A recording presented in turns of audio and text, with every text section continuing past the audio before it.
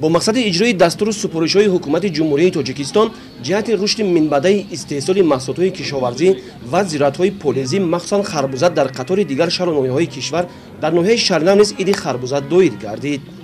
کشاورزان خوجگی و جماعت‌ها محصولات پولیزی و خوراک‌های ملی خود را در این چهاربینی عیدانه به نمایش گذاشته بودند.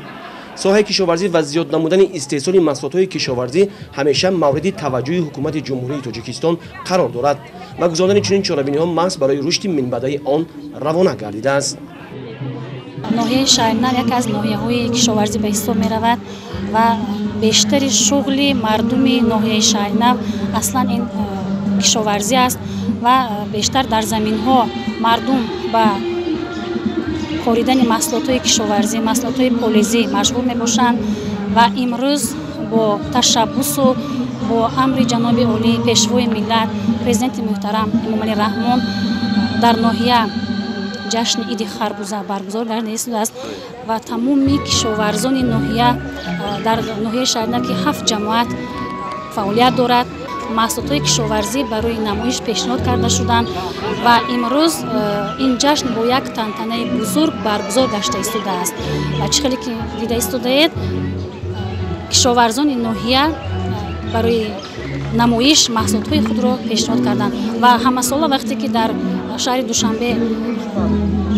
فروش محصولات کشاورزی نمایش محصولات کشاورزی برگزار می‌گردد ناحیه شهرنم نیز یک سهم بزرگ خود را می‌گذارد. رشد ساحه کشاورزی در تامین امنیت عضوقواری مملکت موقع نمایان دارد. باید بود که گذراندن چنین چهاربینی‌ها از طرف مقامات اجرایی حاکمیت دولتی ناحیه شهرنم این همه با دستاوردهای نظررس استقبال گرفتن جشن‌های ملی مملکت میباشد. باید بود که امروز در ناحیه شهرنم بر رشد عسل‌پروری و زیاد گرفتن حاصل تربوز و خربوزه توجه مخصوصی کشاورزان ظاهر می‌گردد. در داخل چهاربینی برای سهم مناسب در رشد انکشاف ساحه کشاورزی، تامین امنیت عضوقواری و برای اشتراک فعالانه از طرف نمایندگان مقامات اجرایی حکومت دولتی ناحیه شهرنم با کشاورزان پیشقدم افتخارنامه و تحفه‌های پولی و مالی سپرده شد. گزارش خورشید علیموف صاحب نور عبدالرسولف از ناحیه شهرنم برای برنامه اطلاعاتی نوید.